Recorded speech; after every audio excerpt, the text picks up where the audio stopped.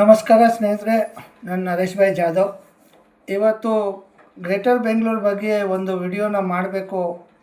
ಯಾಕೆಂದರೆ ಗ್ರೇಟರ್ ಬೆಂಗಳೂರನ್ನ ಈ ಗ್ರೇಟರ್ ಬೆಂಗಳೂರನ್ನ ಮಾಡೋಕ್ಕೆ ಸರ್ಕಾರ ನಿರ್ಧಾರ ತಗೊಂಡಿದ್ದಾರೆ ಮತ್ತು JBA ಎಲೆಕ್ಷನ್ ಅಂತ ಅನೌನ್ಸ್ ಆಗಿದೆ.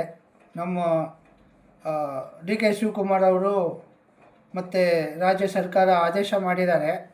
ಆದೇಶ ಮಾಡಿರೋದೇ ಸರಿ ಇದೆ, ಮಾಡಲಿ. ಆದರೆ JBA ಎಲೆಕ್ಷನ್ ಮಾಡೋದು ಮುಂಚೆ ಈ ಕೆಲವರು ನಮ್ಮ ಪ್ರಶ್ನೆಗಳಿಗೆ ಉತ್ತರ ಕೊಡಬೇಕಾಗತ್ತೆ. ಏನು ಉತ್ತರ ಕೊಡಬೇಕಾಗತ್ತೆ ಅಂದರೆ, ನಮ್ಮ BBMP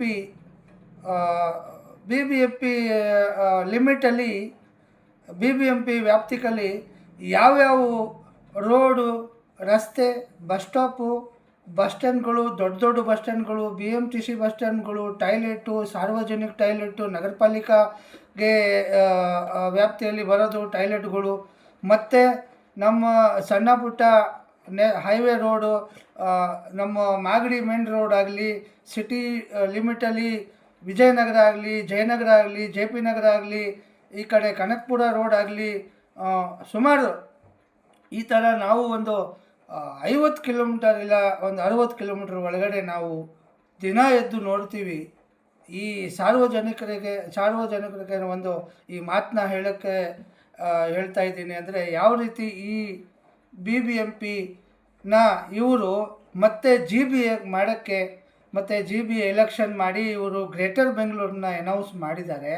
ಈ ಇರೋ ಬೆಂಗಳೂರಿಗೆ ಇವರು ಯಾವುದು BBMP ಲಿಮಿಟಲ್ಲಿ ಏನೇನು ಬರ್ತದೆ, ಒಂದು BMTC bus stop, BMTC bus ಸ್ಟ್ಯಾಂಡ್ಗಳು, ನಾವು ಯಾವ್ಯಾವ ರೋಡಲ್ಲಿ BMTC ಬಸ್ ಸ್ಟ್ಯಾಂಡ್ಗಳು ನೋಡ್ತೀವಿ, ಯಾವ ಪರಿಸ್ಥಿತಿಲಿ ಇರುತ್ತೆ, ಎಲ್ಲರೂ ನೋಡಿರ್ತಾರೆ. ನಾನು ಒಬ್ಬನೇ ಎಲ್ಲ ನೋಡೋದು, ಪ್ರತಿಯೊಬ್ಬರು ಆ ಬಸ್ ಸ್ಟ್ಯಾಂಡ್ಗೆ ನೋಡಿರ್ತಾರೆ. ಆ ಬಸ್ ಸ್ಟ್ಯಾಂಡ್ ಅಕ್ಕಪಕ್ಕದಲ್ಲಿ ಇರೋ ಟಾಯ್ಲೆಟ್ಗಳು ನೋಡಿರ್ತಾರೆ.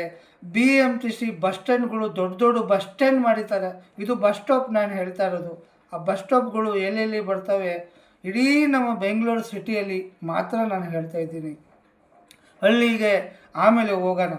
ಈ ನಮ್ಮ ಬಸ್ ಸ್ಟಾಪ್ಗಳು, ಏರಿಯಾ ಬಸ್ ಸ್ಟಾಪ್ಗಳು ನೀವು ನೋಡಬೇಕು.